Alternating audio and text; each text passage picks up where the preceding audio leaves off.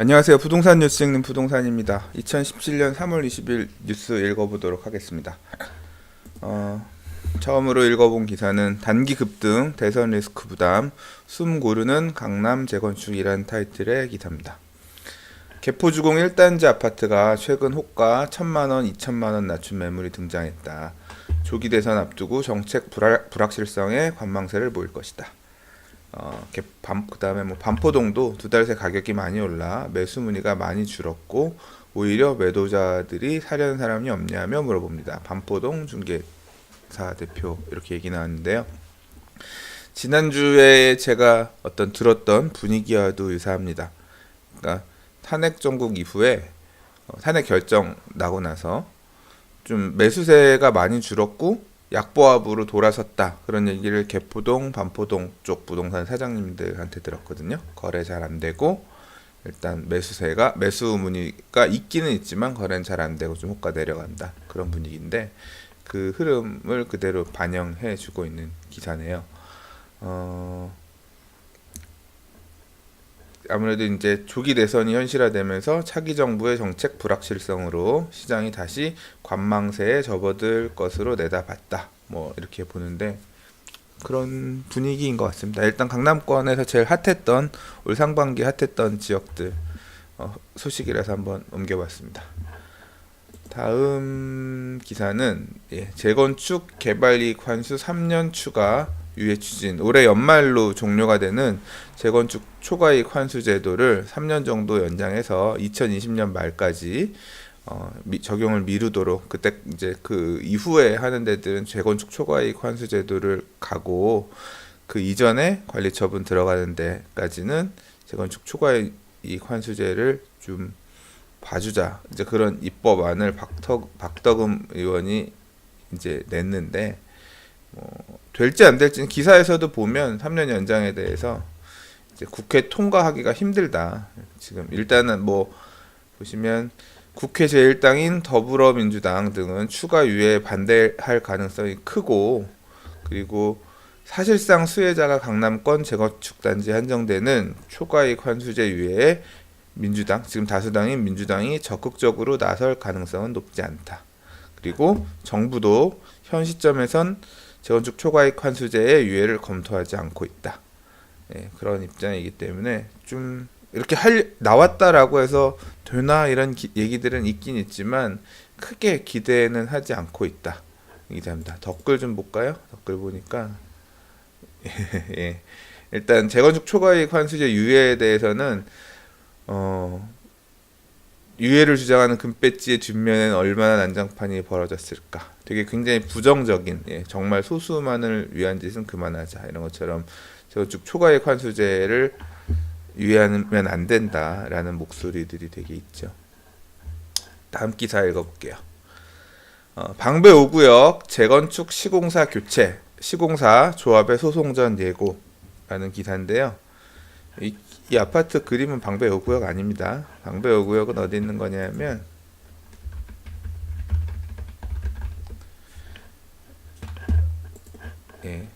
그 지도상에서 보시면 이수역, 내방역, 방배역, 사당역 사이에 있는 여기 굉장히 큰 규모의 방배 롯데캐슬 아파트 위쪽이에요. 여기 한 3,000세대 정도 짓는 단지인데요. 재건축 방식으로 짓는 사업장이에요. 근데 보면 그러니까 여기 주택가입니다. 주택가예요. 단독주택들이 주로 있는 구역이에요. 근데 지난 주말 18일 날 그 조합원 총회를 열었거든요. 안건이 뭐냐? 시공계약 해지 안건을 가결했다. 1144명의 조합원 가운데 970명이 참석해 865명이 시공사 계약 해지에 찬성한 것으로 알려졌다. 원래 시공사가 GS건설, 롯데건설, 포스코건설 3개 컨소시엄이었는데요. 그다음에 작년 7월에 관리처분 계획인가를 받고 올해 이주를 하려고 했는데 기사 내용에 보면 조합 운영비를 제대로 대여해주지 않았고 좀 소극적이었다. 그런 입장이에요. 그래서 조합이 프리미엄 사업단과 계약을 해지하고 새로운 시공사를 선정하겠다. 시공사 갈아엎겠다는 얘기죠. 과천주공 1단지가 기존의 포스코 건설이랑 계약 해지하고 지금 새로 시공사 선정하고 있죠. 그리고 지금 방배 5구역도, 그리고 얼핏 듣기로는 고덕동의 주공 3단지도 시공사 변경을 추진하는 걸로 알고 있는데요. 시공사를 바꾸겠다고 하니까 기존 시공사는 법적으로 대응할 방침이고, 예, 이제 최종 입장 정리는 협의해서 하겠지만 우선 법적 대응을 고려하고 있다라고 하고 있어요. 근데 이 내용의 본질은 뭐냐면요, 사업 방식의 변경입니다. 그러니까 시공사를 해지하는 게 핵심이 아니고요. 원래 이제 이 방배 5구역의 시공사 어떤 그 계약 조건은 뭐였냐면 확정 지분제 계약이었어요. 그러니까 재건축 사업을 통해서 조합원들한테 일정 부분의 이상까지 수익은 확보해주고 건설회사가 남는 이득은 가져가겠다.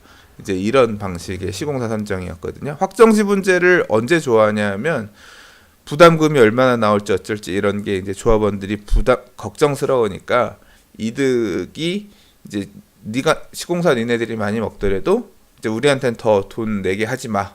그렇게만 해도 오케이야. 라고 하는 방식이 확정 지분제 방식입니다.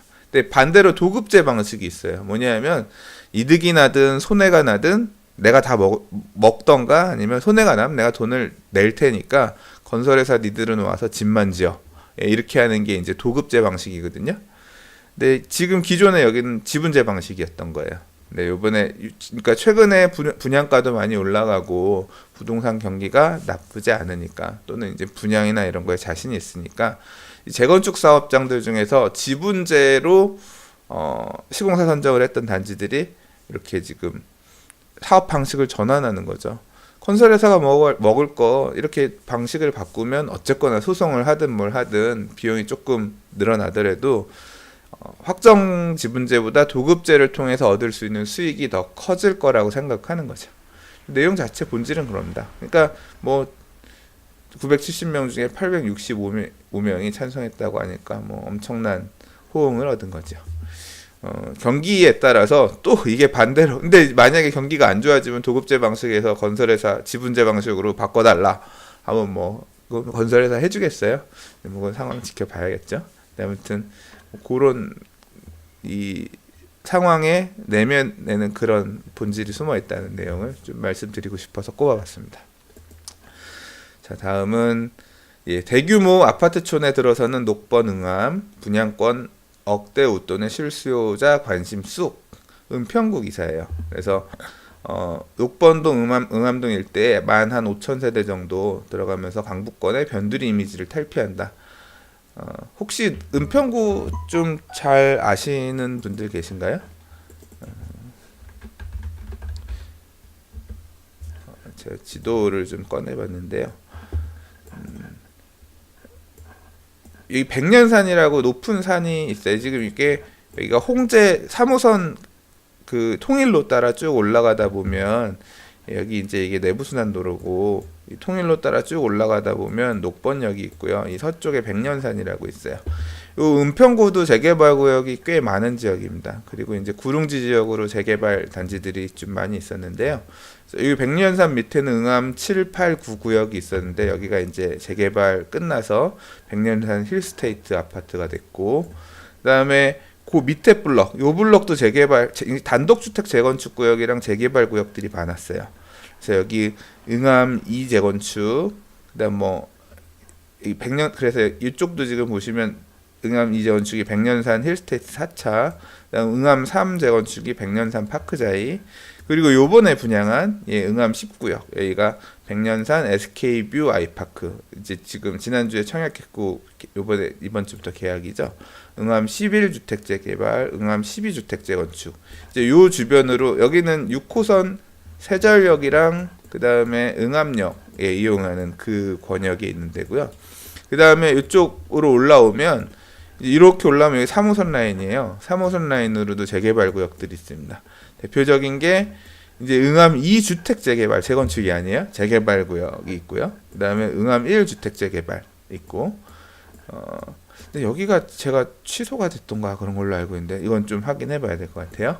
그리고 이 녹번역 이 통일로 가다 보면 이 오른쪽에 보면 지금 아파트 작년에 분양해서 짓고 있는 데가 있어요. 녹번 1-1, 1-2, 1-3 이렇게 3개 구역인데요. 예, 여기 이제 녹번 1-3 구역은 북한산 푸르지오라 그래서 한 2년 전쯤에 입주를 했습니다. 이게 이제 작년에 분양을 했는데 이 기사는 그 지역에 대한 얘기예요. 예, 지금 여기 지금 크레인 올라가고 있는 데가 녹번 1-1, 1-2 구역이고요. 그 다음에 이제 여기가 철거하고 있는 데가 응암 2구역 재개발 구역이에요. 그래서 뭐 프리미엄이 작년 1월 달에 5억 4,500만 원 하던 게 한 8천만 원 정도 올라서 6억 2천만 원 정도 30평대가 하고, 그다음 녹번 1-1구역 힐스테이트 녹번이에요. 여기는 59제곱미터가 3억 8,700만 원 분양했는데 지금 한 4억 3천만 원. 여기도 좀 많이 올랐죠. 프리미엄이 좀 올랐다. 이제 그런 기사입니다. 그러니까 이 일대가 확실히 이제 이 지역들 조금 전에 이 보셨던 요 이런 재개발 구역들 이게 다 2006년도, 2008년도 이때 추진하던 구역들이에요. 근데 금융위기 오고 나서 정비 사업에 어떤 요인이 없어지고 분양도 잘 안 될 것 같고 하다 보니까 멈춰 있다가 좀 지난 1, 2년, 2, 3년간 경기 풀리면서 재개발 사업 다시 재개해서 이렇게 지금 빨리 간 데들은 간 거고 나머지 단지들도 지금 가고 있는 거죠. 그래서 은평구도 이제 그런 게 있습니다. 과거 마포구 같은 경우도 지금은 마포구가 이미지가 많이 개선이 됐어요. 옛날에는 뭐 아현동 가스 폭발 사고 이런 거 혹시 아세요? 옛날에는 되게 어떤 좋은 이미지의 주거 지역은 아니었는데 그 지역이 재개발을 통해서 아파트로 정비가 되면서 지금은 마포의 뭐 애호기역이나 아현역이나 아니면 마포역 공덕역 주변의 아파트들하면 굉장히 좋은 아파트로 인식이 생기거든요. 그러니까 지역이 좀 개선이 되는 거죠. 은평구도 이렇게 개발을 통해서 아파트들로 대단지 아파트 지구들로 이렇게 바뀌면서 조금 분위기가 달라지고 있다. 예, 그런 내용의 예, 뭐 실수요자들 관심 보고 있다. 그런 내용의 기사입니다. 마지막으로 꼽아본 기사는 예, 직주 근접의 힘, 억소리 나는 강북 도심권 아파트 값이라는 얘기입니다. 지금 사실 이거는 어떻게 보면 제가 볼 땐 기획회사 좀 성향이 있는 것 같습니다. 요즘 사진에 보이시는 이 아파트가 뭐냐면 교남 도니문 뉴타운 1구역인 경희궁자이에요. 경희궁자이가 입주하잖아요. 그래서 그 도심권역, 그러니까 지도상으로 보시면 말 그대로 도심이에요. 여기가 광화문이거든요. 이 광화문인데 광화문에서 이렇게 쭉 오면 사직터널 지나자마자 요 밑에 이렇게 경희궁 바로 옆이죠. 이쪽이 이제 경희궁 도니문 뉴타운 경희궁 자이고요. 그러니까 이 도심권역에 접근하기 굉장히 좋은 일대들. 여기는 이제 부가현 뉴타운이고 여기는 지금 요 밑으로 여기가 아현 뉴타운, 여기 부가현 뉴타운. 이제 요런 지금 직주 근접의 힘이라고 하는 게 그러니까 여의도나 광화문, 시청, 을지로까지 10분, 20분 안에 이동할 수 있는 마포, 서대문, 종로구의 아파트 매매값이 정부 대출 규제랑 상관없이 꾸준히 상승 곡선을 그리고 있다 라는 얘기인데요. 사실 이 지역, 그러니까 지금 요 부가현 뉴타운이나 아니면 아현 뉴타운 같은 경우는 바로 밑에가 여의도거든요. 그래서 요 권역이나 아니면 부가현 뉴타운, 도니문 뉴타운 요런, 그 다음에 얼마 전에 작년에 분양했었던 여기가 지금 무학 2주택 재개발구역, 여기가 이제 그 경희궁 롯데캐슬인가 그렇게 이름 분양했을 거예요.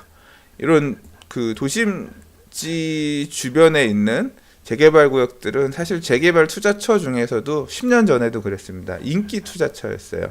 지금은 낡은 주택들이 있는 어떤 주택가지만 재개발해서 아파트 단지로 바뀌게 되면 직주 근접, 좋은 주거 지역으로 바뀔 거다. 이제 그런 생각으로 그 당시에도 뭐 여의도에 있는 뭐 LG나 이런데 직원분들이 많이 와서 샀었고요.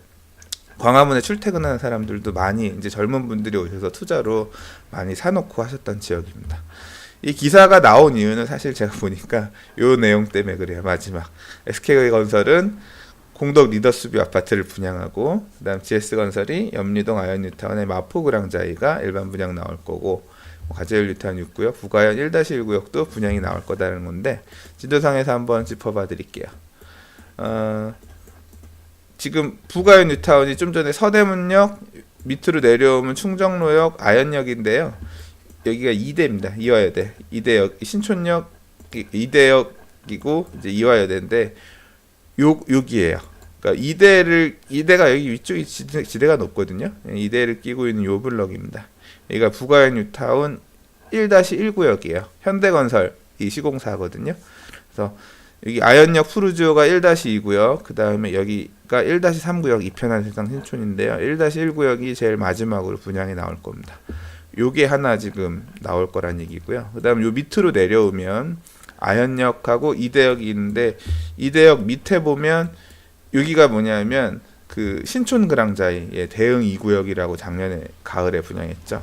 그 맞은편에 보면 요게 지금 대흥로인데요. 쭉 내려가면 6호선 대흥역이 있어요.